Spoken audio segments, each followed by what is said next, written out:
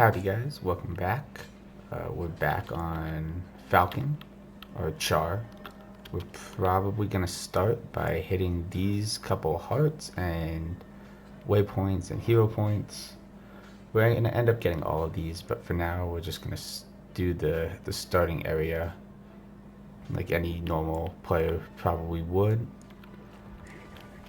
Yeah, so the Char starting area is this industrialized kind of occupation of an area, which is I think an interesting take on a combat area to have. It's not somewhere you're invading or somewhere that's dangerous. It's somewhere we already control, that we're keeping control of.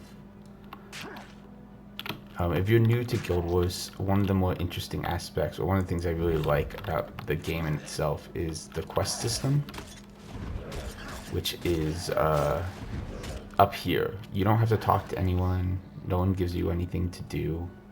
You just go to one of the areas where quests can happen, and it'll show you what the quest requires in the top.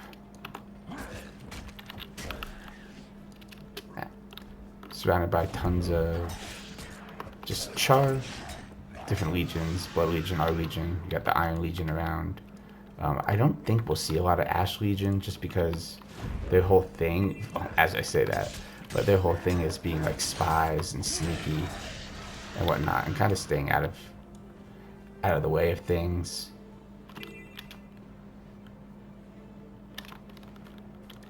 Just need a couple more, and we'll finish the first heart. When you finish hearts, as you saw yesterday with the level up, it just gives you rewards here. So for the heart reward, you'll get some karma and money. Karma is just a currency that's not tradable. It can be used at like all these people around the world. And then when you level up, it gives you this, teaching you new things about the game. So we've unlocked the PvP aspect, which I'm probably not going to do for a long time on this character, even though it was my favorite part of when I played last. I really enjoyed the PvP in this game. It's great. The structured PvP especially was really up my alley. And the inventory, which we're already familiar with. We've been using our inventory clearly already. Here we go. And I kind of want to be, as I said, since we're going to be a sniper, we're going to be using a lot of these ranged weapons when we unlock them and get them. So I think we're going to use this pistol instead of the dagger, which will have a whole different set of abilities. So let's see what it does real quick. It's a single attack that repeats, bleeds your foe with a shot to the vitals, so it does some damage, gives some bleeds. I don't know what combo finisher means. So physical projectile, 20% chance, combo finisher? Sure. Don't actually know what that means. But if I'm stealthed when I use it, it shoots a lot, and that's just a lot more damage. And the second one, it immobilizes them. Just kind of just like slowing, dazing, keeping them from getting to me as I shoot them. Just perfect. Over here, it's asking us to defeat the script, which are these little rat people that you see around all over the world. Right here, I think they have a really fascinating backstory, if I remember right. They're a hive mind that's not a hive mind. They essentially speak so fast, and they can communicate so fast with each other that despite the fact that most of them are pretty dumb individually, when they get in large groups, they become hyper intelligent because they are just talking to each other so fast, figuring things out so quickly. I think that's just a really interesting way to have a group of characters where they're not. It's just a form of hive mind where there's individually they're functional, but dumb, and in large groups they become hyper intelligent. But you need really large groups before they get anywhere near the intelligence of me as a Char, the Azura, who are the super smart people. The hero challenges, after we do this, I'll explain what they do. So they are unique compared to every other thing in the every other thing you complete on a map because they have character progression tied to them. He's got a lot of health, big guy, especially with 3 of us hitting him. Alright, when you defeat him like that, we're gonna go to a new menu today in the hero area. So under requires level 11 to even use. Never mind. We will talk about that when I unlock it then.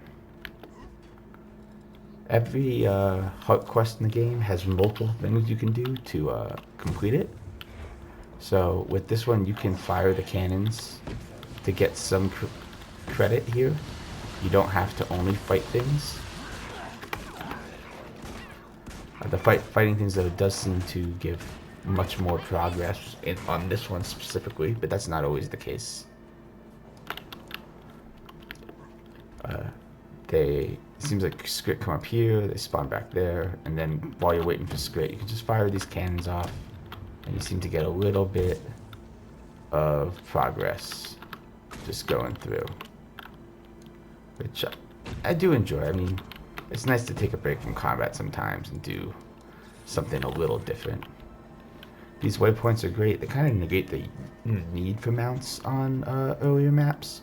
You can really just teleport directly from one to the other. They technically cost a small amount of money, which is a gold sink. However, the amount of money they cost is so minimal and negligible that I don't think it's really noticeable. And it's essentially free teleportation to whatever point in the map you need to go to, which is always a very nice thing to have.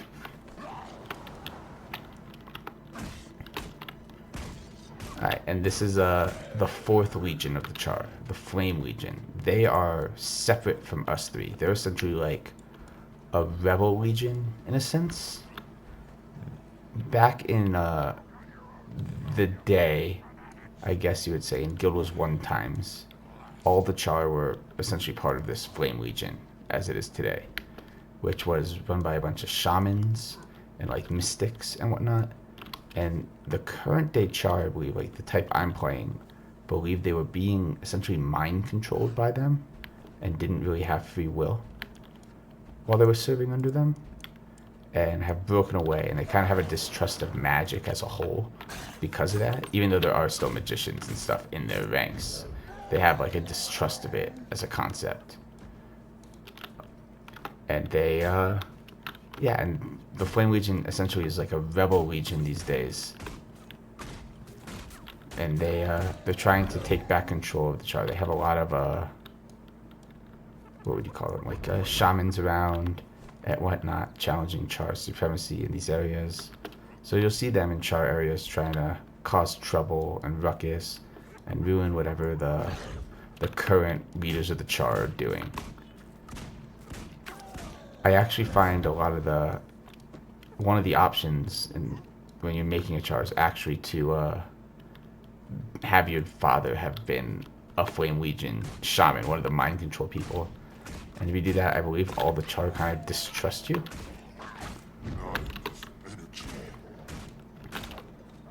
That's an interesting thing to point out, what just happened with that hyena as well.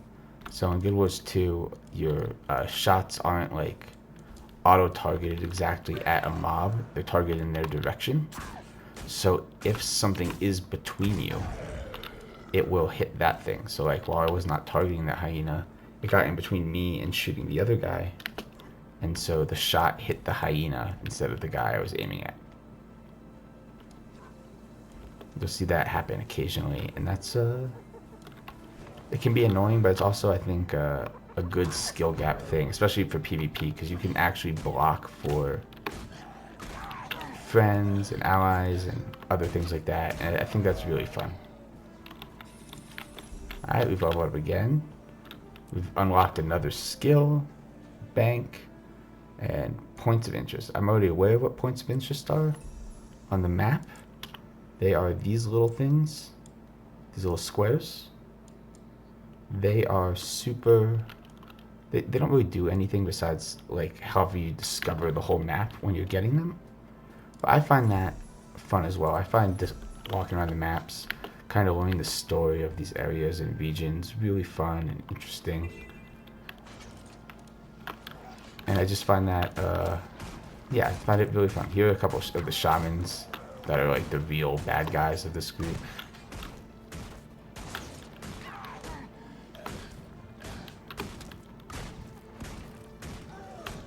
Alright, and we're going to look at our new ability as well.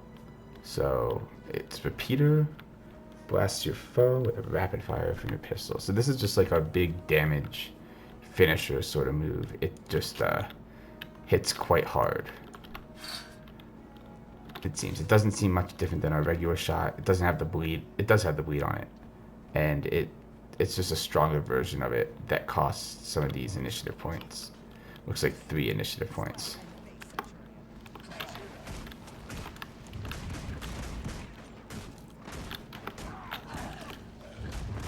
So you can just fire off initiative as much as you can. There's no cooldown on this ability. I can just essentially spam it as long as I have the points here to do so.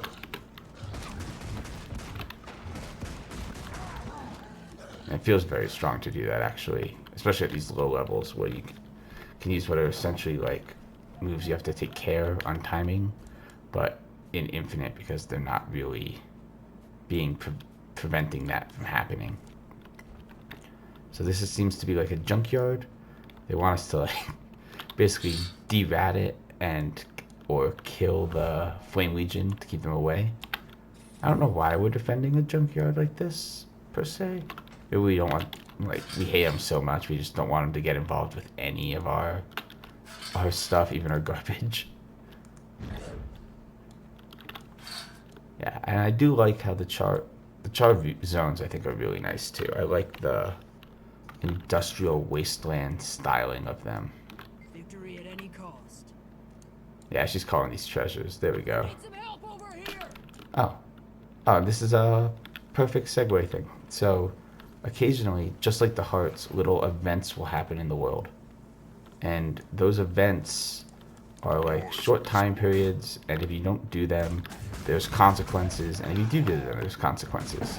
So if I succeed in this, the map itself will change just a little bit normally. Not a lot, but sometimes it'll unlock a waypoint, so a teleportation range that wasn't there before. Sometimes it'll like destroy a bridge or rebuild the bridge or clear a path. Here, I guess it just kind of clears this area out of enemies. Sometimes it's little things, sometimes it's big things. Sometimes if an event like that fails, they'll come like attack maybe that scrapyard or try and take out this pipe over here. Make sure no one's getting water anymore. If you see me bring up other menus on accident sometimes, that's just me getting used to the hotkeys from Guildwars 2. I'm used to B for bag, and I think that brings up the world versus world map, where in Guild Wars it's I. It's nothing to worry about really. It just takes a half a second to close it, but that's why those random menus are opening sometimes. Oh, here, and this is one of my, I think something very cool too. They have these vistas, which are kind of like Assassin's Creed points, the ones that would unlock more of the map. And they're very fun sometimes to get to. This one seems easy, it's just running down this. But on some maps, they're like actual jumping puzzles or other actual difficult challenges to complete. And it's just another thing. It's all the little things in this game that make it really enjoyable for me. There's no one thing that they've done, I think, so much better than anyone else. I like the questing system, but I don't think it's that much better than another questing system. I like these jump puzzle aspects, but I don't think it's that much better than anything another game has to offer. But altogether, all these little things they've done right that I really enjoy, I think are what make this game really fun for me and really enjoyable for me to play. And that's why I've been playing it so much recently. So, what's this quest we're in? Clean up tar, fix traps. Alrighty. Fix traps. Kill the things in the traps. Sounds about right. I don't know if killing these things would actually be helpful. The range on this is very interesting. It's like kind of short. Oh wait, I have a new ability. I don't even know where that's keybound to. But alright, so I have an ability up here. Shadow step to your foe and steal from them. Well, let's figure out where the keybind is for that. Utility skill 1. No, that's these. Profession skill. Well, let's just do... on. Alrighty. So let's see exactly what that does.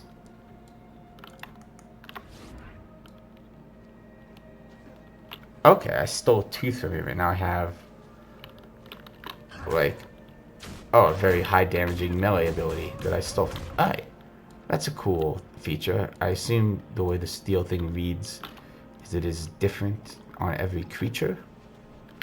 So I kind of have to learn creature types, I guess. But that's a very interesting mechanic. I like it.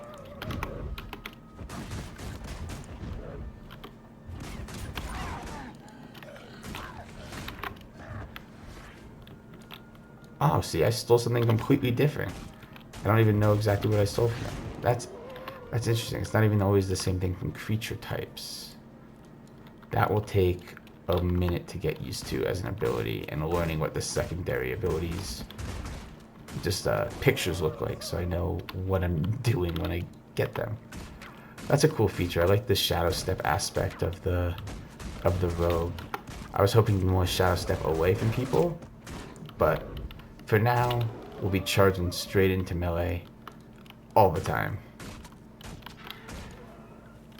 Oftentimes, rezzing people also gives you a lot of experience or progress towards a quest of some sort. On another note, feel-wise, the guns feel like this mid-range weapon. They don't feel that range, because like for a ranged weapon, I would think I could hit from here, and it's out of range on the pistols. But I don't have to go into like actual melee either. It's like this mid-range combat weapon, and when I get a sniper rifle, I assume it'll be like a long-range weapon, and it'll work together to keep me away from the enemies. Alright, it's just teaching me about dodge. If you haven't noticed, I've been dodging all the time. I just find it fun and cool looking. This is like a little dodge tutorial. So I have my dodge bound to a key. And one of the interesting things about dodging in Guildwars is it's a little different than you would necessarily think. It's not just moving you. When you dodge, you are immune to damage. So like while I'm in this role, like see how like I kind of blur for a second? The entire time I'm blurred, I cannot take damage. It's impossible to damage me. So it gives you a second of immunity as well. Well, next time we will continue on doing probably some of these quests, maybe backtracking down here, so doing a loop through here, doing some more hearts, exploring more of the Char zone. I might do the next episode as an experiment, as more of an ambient episode, so without me chatting and just more of just the sounds of Guild Wars as I quest for a little bit. And yeah, I hope you had a good time watching, and I will see you next time.